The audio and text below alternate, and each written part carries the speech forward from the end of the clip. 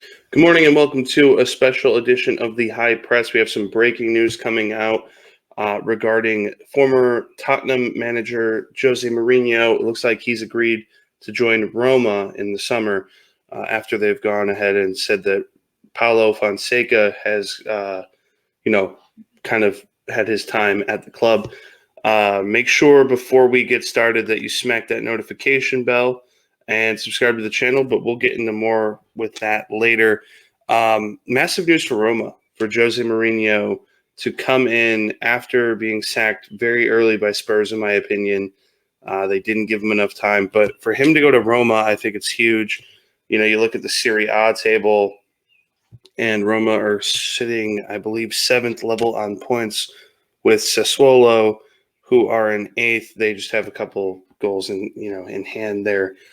For Roma, it's really a big deal. I think looking at Serie A, Inter Milan were able to wrap up the Scudetto with games in hand for the first time in over a decade since they've won, and since really anyone else that isn't Juve has won. Juve had 9 titles on the bounce. It looks like Inter were able to usurp them. But then you look at, Atalanta, who are kind of in this 3 or 4 year period where they've become really good and they have gotten into the Champions League. They've got European hopes and they've played a really attacking brand of football. They got, Papu Gomez is no longer there, but still a very good side. Nonetheless, Juve in third, Milan in fourth with Zlatan, Rafael Leao. They have a good attack, pretty decent midfield with Frank Kessie, but then you have Napoli, Lazio, Roma, Sassuolo is in eighth. Serie A is becoming very competitive. If Ronaldo's out the door at Juve, this could open up anything really. With Roma, they have some money to play around with. They have some decent players like Zinolio, Veretout. I believe Pedro has played under, I want to say, Jose at Chelsea. But I'm going to just pull up their roster here, see who we have on the side. Not a bad team, like I said, I think them sitting in seventh is just a testament to how competitive the league is now. They have some decent players. Chris Smalling, I think he played under Jose at Manchester United. So Chris Smalling might be a decent player for them. Pedro and Checo's getting a little bit older. Javier Pastore is a little bit older. They have a solid group of young players. Mancini, Zinolio. They got some of these older players. They've been, Gonzalo Villar. They have Jordan Veretout, who are kind of the middle of the road there. But definitely, I think Jose will know how to get the best out of his players. I think looking at what he did at Spurs to take them from, I believe, 13th all the way to 6th, and then just to get sacked the week before a cup final, where then they go ahead and play it with the interim manager and Ryan Mason. They look completely, dead and off the pace. I think for Roma, if they spend the money, they'll be very well off. I think that they have a ton of potential. Last time Jose was in Italy, he won a couple Scudettos. He won the Champions League. And I believe he's the only manager to have an Italian treble. So, is it a good move for Jose? I think so.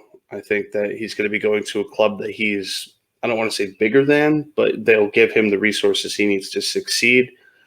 For Fonseca, I think he's a brilliant manager as well. I think he can go kind of wherever he wants.